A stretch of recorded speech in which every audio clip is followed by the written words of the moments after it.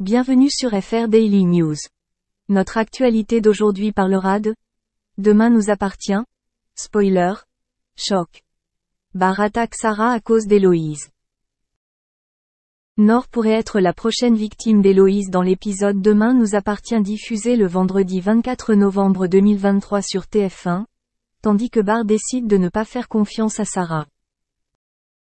Dans l'épisode Demain nous appartient diffusé vendredi 24 novembre 2023 sur TF1, Barr change Davis et accepte d'épouser Héloïse.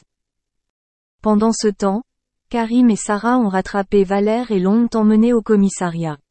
Il a nié avoir attaqué Victoire et a déclaré qu'il voulait lui parler. Valère ajoute qu'il est certain qu'Héloïse a pris la place de sa sœur. Au même moment, Aaron dit à Héloïse qu'il testerait le sang des jumeaux endormis et que les échantillons de sang seraient envoyés au laboratoire ce soir-là. Sarah explique à Roxane qu'elle pense que Valère avait raison à propos des Adèle et Héloïse. Ceci explique les changements de comportement observés chez Adèle ces dernières semaines. Roxane a encore des doutes. Héloïse est toujours aussi dangereuse dans Demain nous appartient. Sarah en est tellement convaincue qu'elle va en parler à Barr. Elle va le voir au Spoon et lui explique la situation, mais Barr ne la croit pas. Pire encore, il annonce qu'il a finalement accepté d'épouser Héloïse et interdit à Sarah de soupçonner sa future épouse. Cependant, Barr n'est pas aussi sûr qu'il le prétend. Ce soir-là, il piège Héloïse en lui racontant sa première rencontre avec Adèle, mais elle ne se laisse pas avoir. Ce soir-là, Héloïse a voulu voler les échantillons de sang mais Nord les a déplacés. Héloïse sait se cacher dans son dos, un scalpel à la main, prête à intervenir.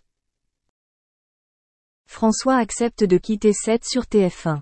Au même moment, Charlie évoque avec François l'idée d'aller vivre au Canada, mais il répond qu'il n'est pas prêt à quitter Seth si vite. Tandis que Charlie annonce la nouvelle à Christelle et Sylvain, ce dernier se sentant très mal, François informe finalement Charlie qu'il accepte de partir avec elle. Après avoir été contacté par Victoire, Georges et Mélodie se rencontrent. Cette dernière a remercié le policier de lui avoir tenu la main lors de l'effondrement de l'école, même si Georges ne pensait pas avoir fait grand-chose. En partant, ils se regardent une dernière fois et Victoire semble avoir eu raison sur leur compatibilité. Merci d'avoir regardé et à la prochaine vidéo. N'oubliez pas de vous abonner à notre chaîne. En attendant, faites-nous part de vos commentaires dans la section commentaires ci-dessous. Salut à tous, très heureux de vous retrouver aujourd'hui dans cette vidéo dans laquelle on va parler de Gérard Lanvin et de son amitié avec Michel Colucci, dit Coluche. En effet, ce lundi 4 avril, Gérard était l'invité d'En Aparté sur Canal+, afin de revenir sur l'ensemble de sa carrière professionnelle, qui est une carrière, vous le savez, tout à fait exceptionnelle. Et lors de cette émission, évidemment, il a été question de son amitié toute particulière avec Coluche. En effet, entre les deux hommes, une amitié solide s'installe au début de leur vie. Cette période était magnifique, dit-il dans l'émission avec Michel. C'était très fort. Nous étions presque comme des frères, a-t-il débuté, visiblement ému devant la caméra. Puis le comédien a ajouté « J'ai vu Marius, son fils, naître. On vivait tous ensemble dans la maison, j'ai dû partir parce qu'à un moment il est tombé carrément dans la défonce et ce n'était plus mon histoire.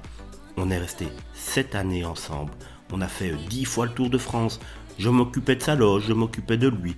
Je n'étais pas payé, je vivais comme Coluche, grâce à lui.